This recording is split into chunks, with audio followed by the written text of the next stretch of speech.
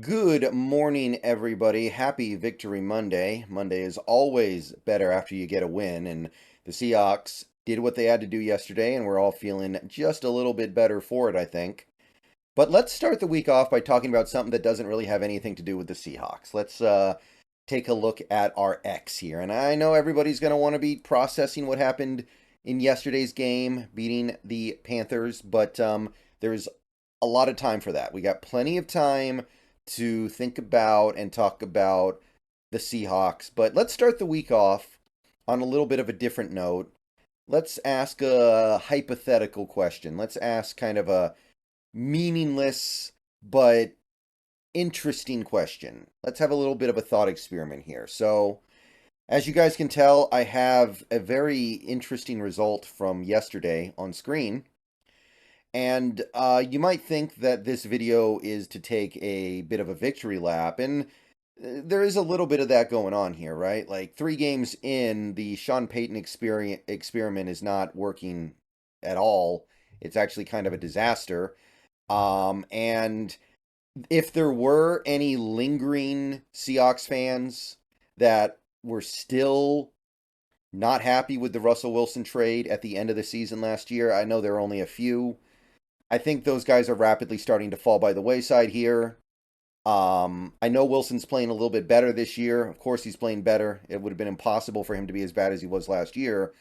But at the end of the day, he's making top of the line money and he's giving you mediocre play, slightly better than average, maybe.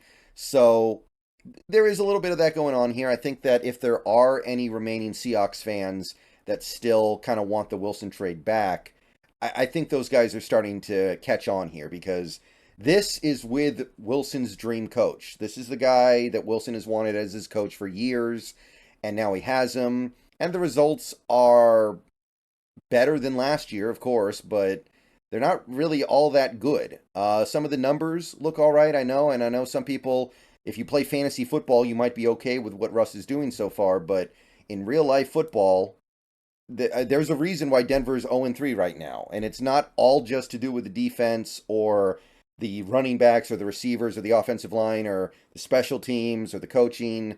No, Wilson owns that record too. So we're not seeing some complete turnaround from Wilson this year because he's got Sean Payton. We're seeing some improvement. We're seeing some better things, some signs of life, but overall, I think that conversation's been put to bed. But that's not really what this video is about because at the end of the day, Russell is still going to have a few games. He's got 2 games coming up that the Broncos have a good chance of winning. They got the Bears and the Jets. They might win those games, and then maybe things are feeling a little bit different in a couple weeks, although I think we can safely conclude that this Broncos team is really bad. Like, they might win a couple games here because they're playing really bad competition, but that's a very bad football team. So I kind of want to ask a different question about the Russell Wilson trade. And again, this is a pure hypothetical. This doesn't really serve any purpose other than to be a thought experiment. If you could do the Russell Wilson trade over again, would you have taken a slightly different package of picks back from Denver?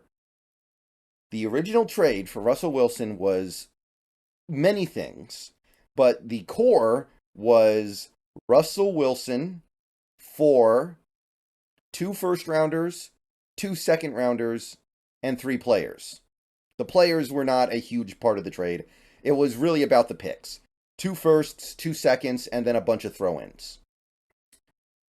What if, and many people have asked this over the last couple years, but now that we're here, now that we know Denver is terrible, now that we know Russ is only partially salvageable, now that we know all these things about what Denver is going to be in 2023, even with Sean Payton at the helm, would you have given back those 2 second-round picks that turned into, I believe, Boye Mafe and Derek Hall, and taken another first-round pick, which would be coming up in the upcoming 2024 draft? Initially, I felt like taking the second-round picks had to be the right decision because those ended up being good second-round picks. Boye Mafe, by the way, was one of my favorite players in that draft. I loved getting him. I like Derek Hall well enough. I'm not crazy about him, but I think he's a pretty good player, pretty good prospect. And my initial read was like those two second round picks are like a first round pick because they were so high in the second round. It was, I think, the 35th pick and the 39th pick. Those picks are so close to the first round, they're almost first rounders. So you put them together, they're definitely first rounders.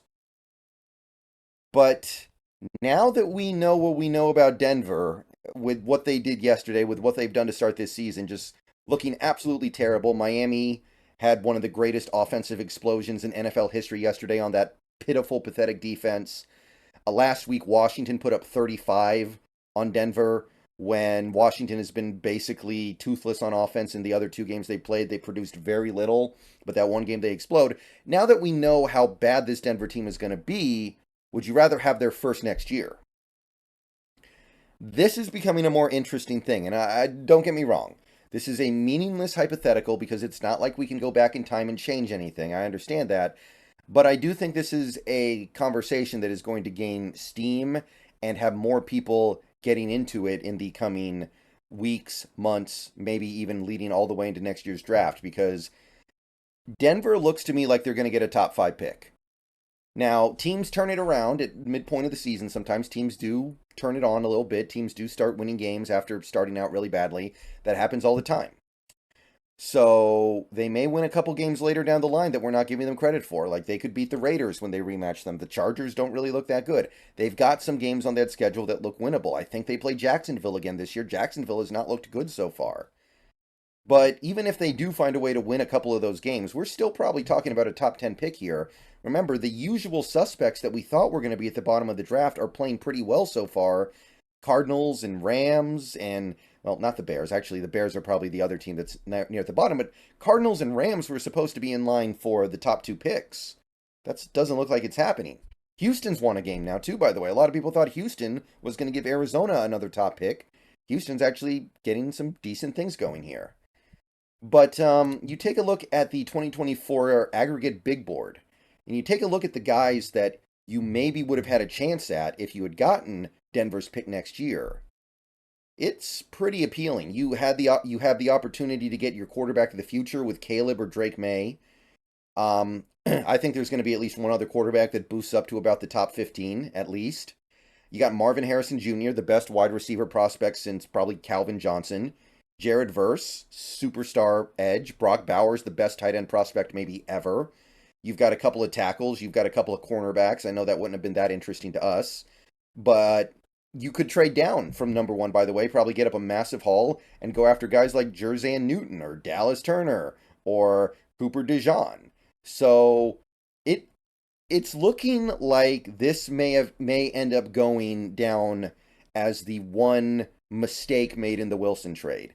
And I can't even really call it that big of a mistake because I like what we got with Mafe. I'm a huge Mafe fan, and I think Derek Hall is going to be a good pro. But this is starting to look like there's going to be some smoke around this. People are going to be saying, man, if we had just taken the 3 firsts instead of 2 firsts, 2 seconds, we would have gotten another blue chipper. Now, there's an argument to be made that Denver wouldn't have done things exactly the same way if they knew they didn't have a first-round pick in 2024. But it's not like they were throwing this season away on the surface, right? They traded for Sean Payton. They signed a bunch of big-time guys in free agency. So it's not like they were throwing the season away to get Caleb now, and they wouldn't have done that anyway. So, I don't know. This is now becoming a more interesting discussion. I always kind of dismissed this because I didn't think there was any way Denver was going to be awful this year. I thought they would be at least passable. I thought that they were going to win like 7, maybe 8 games.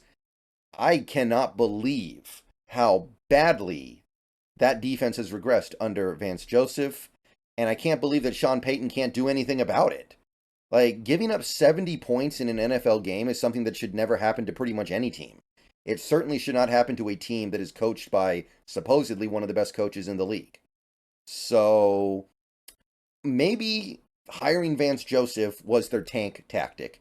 Maybe they were like, hey, we got our first round pick next year. Let's hire Vance Joseph to ruin our defense. That way we can get Caleb Williams. And if they didn't have their first round pick next year, they wouldn't have done that, and they would have gotten somebody good, and they'd be winning some of these games maybe. I don't know. That's possible. I mean, if they had played a little better on defense in the first 2 games, they probably would have won them, or at least it would have been better than what they got. This game, nobody was saving them, but Yeah, this is now becoming a little more interesting now that we know how bad Denver is going to be. And again, maybe Denver's pick wouldn't have fallen in the top five, but at this point, I think we can safely say that is a team that is destined to pick in the top 10. So, are you regretting this? Do you wish we had that one back? Do you wish we could have taken another shot with a first round pick? Are you good down with that, knowing that it would have meant no Boye Mafe and no Derek Hall? Or maybe no K9? Because remember, Mafe and K9 were back to back picks. If we only had one pick there, we probably would have had to make a difficult decision between those two guys. Maybe we decide, hey, we want Mafe, but that means we give up K9. And those are guys, those two guys, I think, are huge parts of this team being good going forward. K9 and Mafe, I really don't want to give those guys up.